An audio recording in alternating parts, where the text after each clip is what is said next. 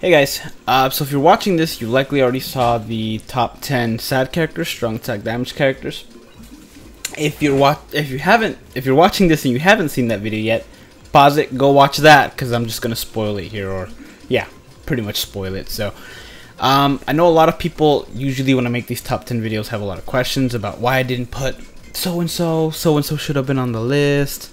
You know, I see it a lot with a lot of the characters that you know, people feel that should be on there, like Gin. Sometimes it'd be like, oh, he should have been higher, oh, you know, that kind of thing. So I figured I'd address that and make a video kind of addressing that.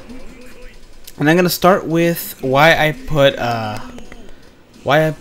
Tag Team Ichigo on spot number 7, because it's gonna be a little strange. People are gonna find it strange that I put Tenza above him.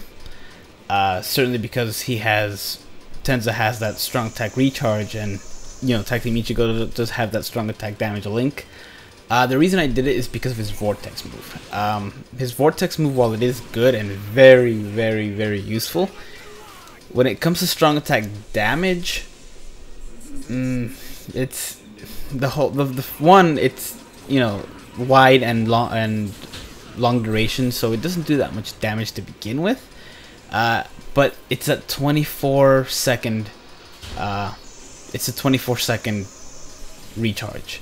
It's kind of like if you didn't have, you know, I mean, you do have that second strong attack, but it's like having two strong attack 3s, one of which doesn't do that much damage. And while it is useful when it comes to actually dealing damage, which is what the video was about, strong attack damage build, Tenza's just a little bit better than him in that regard. But yeah, that's why I put him at spot number 7. That said, like, and real quick, I want to address something, because I feel like people often don't understand how these lists, I mean, they know how they work, but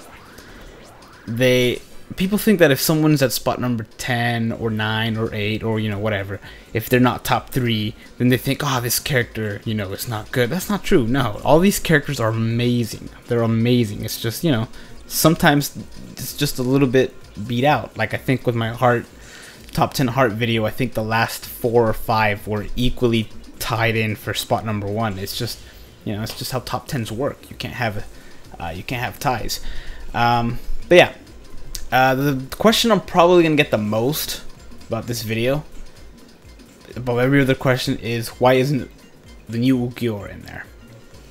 And I actually should have led with this to begin with, but I'm doing this list based on how good they are before the update.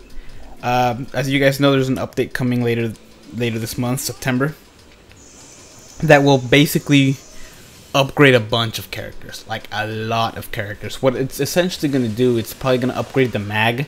A lot of characters have mag or magnification on their strong attacks. Most of the top tier characters, such as that Ichigo and Nell, have 120% mag on their strong attacks. That means they're amplified by 120%, or they're amplified by, I guess, 20%, so it's 120%.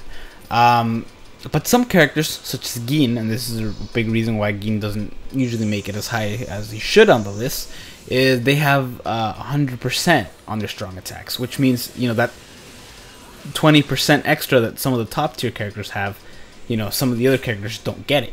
And that's like having an extra link, you know, it's very useful. But they're basically going to revamp everything and give them all, you know, I think they're going to just fix everything. They're going to make every character have 120 mag, which is going to be awesome. Because that means that, you know, it's going to be a lot more even. A lot of characters that weren't good or weren't as good are going to get a little better. And a lot of characters that were already great, such as Gin, are just going to get, you know, going to move up on the list. But yeah, they're also revamping. I think they're revamping and I'm getting somewhere with this, I promise. The wave attacks, such as Riruka's wave attack or Ukiura's wave attack. The new Ukiura that came out, his wave attack as well is being revamped. I think that's what's happening, and so the characters with wave attacks are now going to be a lot more effective. They're going to be so much stronger. And I really do mean so much stronger. And I think vortexes are getting an upgrade too. Some of the not the really long duration vortexes, just like this not so long, or you know, the middle vortex is kind of like Tag Team Soy Phone or Sun Sun, or you know, I think Orange Kisuke also has one of those vortexes as well. I think they're getting revamped as well. They're going to be stronger, I think. I'm not entirely sure about that, but that's the real reason why I didn't put Ukiura on there. That's the reason I didn't put Ukiura on the list. If it was after the September update, I'm not kidding, he'd probably be somewhere in the top 5. Just because he has both a crawling vortex, and a wave attack, which would be infinitely better once that update's gonna happen. So, yeah, that's why he didn't make it on the list. I'm trying to think of who else you got. Nell, yeah, Nell didn't make it on the list because of her moveset is really largely based on strong attack recharge. They are really strong attack, and she'd make an excellent build for the strong attack damage. Like I said, and some of these characters have, like, they're excellent on the list, or they're excellent, you know, as characters, but they're not top 10. So top 10 is like the best of the best, and Nell would make an awesome strong attack damage build, but she just has that same thing with the vortex. While doesn't last a long time, it does have, it's not that long a duration of a move, but it doesn't do that much damage. So the thing it has going for it is burn. It's really not a viable build for her. Her build is way more effective than recharge. That said, she also doesn't have any magnifiers by herself. You'd have to just rely on that strong attack damage. It's not really great. Grimjow is another one that I'm probably gonna see. Grimjow and Ukitake, they're actually very similar characters because their stuff is the same. The reason they're not on the list is kind of simple. They're great, but they're not top 10. That's it. That's as simple as it is. Like, they are great characters for a strong attack damage build, but not top 10. They would be top 20 for sure.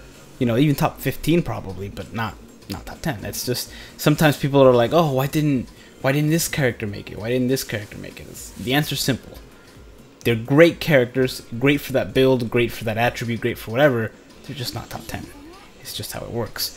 Let me think of who else. Who else could have been on that list? Let me see. Oh, Tsukishima. Yeah, Tsukishima. You'll notice every single person on this list. Let me make this a little darker. Every single character on this list has Frenzy. Tsukishima strong attack build is a great option, viable option. He does not have Frenzy, and when it comes to characters in Frenzy, especially in the strong attack damage build, it just doubles it. It's like take a character, right? Say like Fullbring Ichigo, for example, because I'm looking at him right now. If he has, or better yet, the Lunar Ichigo, you can have 100% strong attack. You know, if you build him right, you can have 100% strong attack, and he has a crazy amount of SP, right? So it basically takes that every link, every SP and everything, and doubles it. That's what Frenzy does, because it hits twice. So basically, you know, Tsukishima would be a great option, but it's like taking away half of his power if he doesn't have Frenzy, which he doesn't. Granted, his link is useful for him, but Frenzy basically doubles every hit, so you know, it's no contest there. I might see Toshiro a lot. People are gonna ask me why I didn't put Toshiro on there. Toshiro's a great character. The ice is, you know, really useful. I believe he has, yeah, he does have Frenzy. Yeah, he doesn't have. Okay, good. He doesn't have that. Never mind. But yeah, he is a great character, and he's another one of those characters that's, you know, like Grimjow and Ukitake, where basically they're great, they're just not top 10. And like a lot of people, here's the thing: to make top 10 lists, you gotta be unbiased. You have to be unbiased. If I were to have it my way, Stark would be #1 every single time. Doesn't matter. OG Stark would take the first place every time. But you know, you gotta be unbiased. You have to be unbiased, and that's why some of these characters, a lot of people get angry. A lot of people get angry that someone wasn't on their list. I got that a lot for for the top 10 attribute ones, and a lot for even some of the other ones where people are like, this character should have been higher, this could whatever, you know. It's just how it is. It's just fact, you know. And I know now it's gonna be, they're revamping the whole thing. I'm gonna have to remake some videos, but you gotta remain unbiased. You can't let, you know, your preference of characters take over, you know. Let me see here. Yeah, Aizen. Some people, I might see some Aizen of why Aizen isn't a viable one. Come on, guys. Aizen is not a viable option anymore. He has a high SP, but doesn't have frenzy. Doesn't have, you know, some of the greater things going for him. If he did, that'd be something else. But all he has is that high SP. He suffers from that same thing that Tsukishima does, where he does have a good SP. No frenzy though. So that's like half your power right there for everybody else. But yeah, that pretty much sums up most of the really high characters in the list. Most of the characters that are probably going to be asked why, you know, they didn't make it. I hope you guys found this helpful. If you liked that I made a follow-up video to this, let me know so I can continue making them. If you just don't care about my reasonings of why I did what I did, I know a lot of people, you know, a lot of people ask, so I feel like I should address it. But yeah, just let me know what you think about this. I'm glad I was able to wrap it all up in this video because I just ran out of tickets. So that's good. Alright, thank you guys for watching. Again, thank you guys for watching the top 10 videos. These are easily the videos that get watched the most on my channel, so that's good. And I will continue to make them even if I have to watch Mojo myself and come up with some pretty out there stuff. The good thing is that I can remake a lot of these videos, like a lot of the top 10 attributes. I'm going to make top 10 attributes every 6 months before every step-ups, just because there are a lot of characters coming out. The game is constantly changing, so sometimes some characters can move up the list. But yeah, stay tuned for some remakes and some new stuff as well. I will be making a top 10 seasonal, but I'm waiting for Halloween, so 1 more month. But yeah, once again, thank you guys for watching. Yeah, have a good day.